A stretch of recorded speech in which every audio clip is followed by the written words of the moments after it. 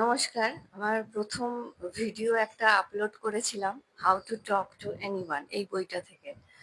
তো front camera on আছে ওইজন্য উল্টো দেখাচ্ছে। তো এই বইটার ওই চ্যাপ্টার টেকনিক নাম্বার 35 আলোচনা করেছিলাম, ব্রোকেন রেকর্ড। তো আরেকটা পার্ট আমার খুব ভালো লেগেছে, technique number 8 hands, horse, sense. আর থ্যাংক ইউ আমাকে বলার জন্য যে আরো এরকম ভিডিও বানাতে। চেষ্টা করব একটু, একটু করে সময় পেয়ে যদি সম্ভব হয়।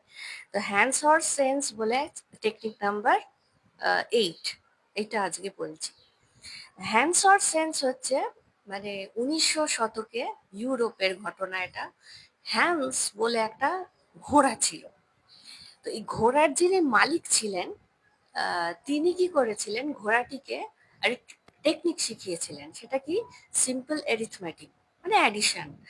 অ্যাডিশনে ধরুন ওই ২০ + ১৫ কত হবে? ঘোড়া বলে দেখিয়ে দেবে তার পা দিয়ে, ডান পা দিয়ে যে ৩৫। অনেকগুলো অপশন থাকবে উত্তরে, তার মধ্যে ৩৫ এরকম দেখিয়ে দেবে। তো এই ঘোড়াটি এতটাই ইন্টেলিজেন্ট ছিল যে মানে মালিক শুধু সিম্পল অ্যারিথমেটিক মানে যোগ শিখিয়েই ক্ষান্ত হননি। ওকে বিয়োগ শিখিয়েছে, গুণ শিখিয়েছে, ভাগ শিখিয়েছে এবং সবকটাই ঘোড়া ঠিক ঠিক শিখছে। আর শেষে একটা লাইন আছে এই বইটাতে, যে ফাইনালি ঘোড়াটা এমন কিছু শিখলো যার জন্য একটা পশুর থেকে মানুষ আলাদা ছিল এতকাল। ল্যাঙ্গুয়েজ শিখলো।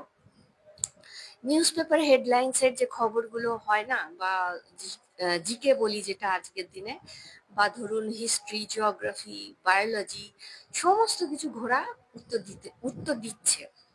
তো সবাই ঘোড়াটাকে হিউম্যান হর্স বলতে শুরু করলো। মানে ব্যাপারটা ঠিক এন্টারটেনমেন্ট বা জাস্ট একটা মজার ঘটনা বলে থেমে থাকলো না। ঘোড়াটা দিন দিন মানুষের সমস্ত কিছু মানে যা যা এবিলিটি মানুষের হয়, ঘোড়াটা সব পারছে। তো এবার ইউরোপের যারা শিক্ষিত সমাজ, যারা সভ্য সমাজ, তারা না এটাকে মেনে নিতে পারলো না। বলে এটা কি হচ্ছে? মানে মানুষ আর পশুর মধ্যে কোনো তফাৎ থাকবে না? মানে এটা তো হতে পারে না। তো তারা কি করলো? তারা ঠিক করলো ঘটনার সত্যতা সবার সামনে আনবে বলে একটা কমিশন বসাবে বলে ঠিক করলো। মানে সেখানে সাইকোলজিস্ট থাকবে, পশু চিকিৎসক থাকবে, আরো সব গণ্যমান্য ব্যক্তিরা থাকবে এবং ঘোড়ার টেস্ট হবে। ঠিক আছে? তো এবার একটা নির্দিষ্ট দিন ঠিক করা হয়েছে। অডিটোরিয়ামে হল ভর্তি লোক, ক্রিটিক্স আছে, কমিশন আছে। আর একটা জিনিস ওরা লাস্ট মোমেন্টে অ্যানাউন্স করেছে, সেটা মালিক আগে থেকে জানতো না।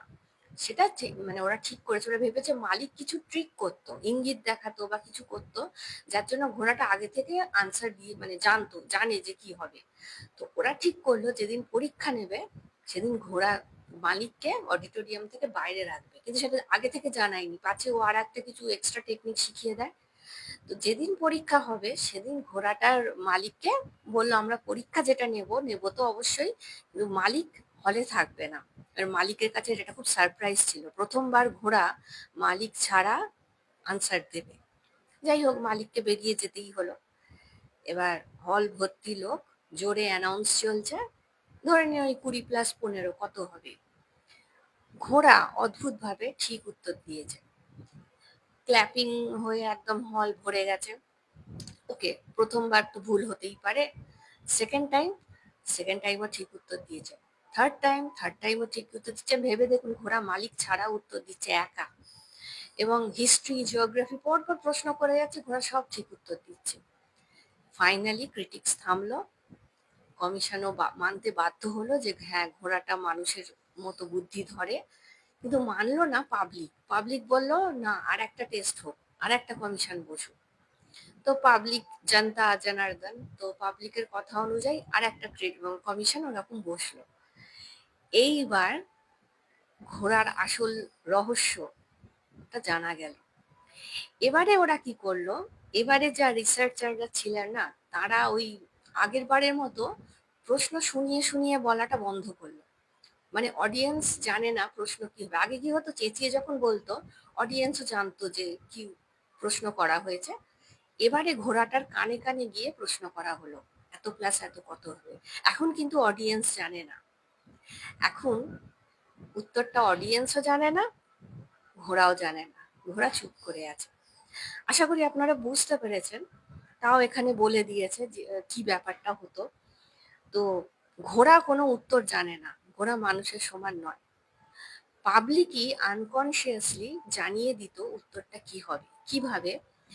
যখন ও ঘোড়াটা ভুল উত্তরের দিকে যাচ্ছে না, তখন কি হতো, আমাদের মানে সমবেত যদি আমরা হলে বসি, তার একটা নিঃশ্বাসের গতিবেগ আছে, হৃদস্পন্দন আছে, নার্ভের একটা সংকোচন প্রসারণ আছে, তো রক্তচাপ বৃদ্ধি হ্রাস আছে।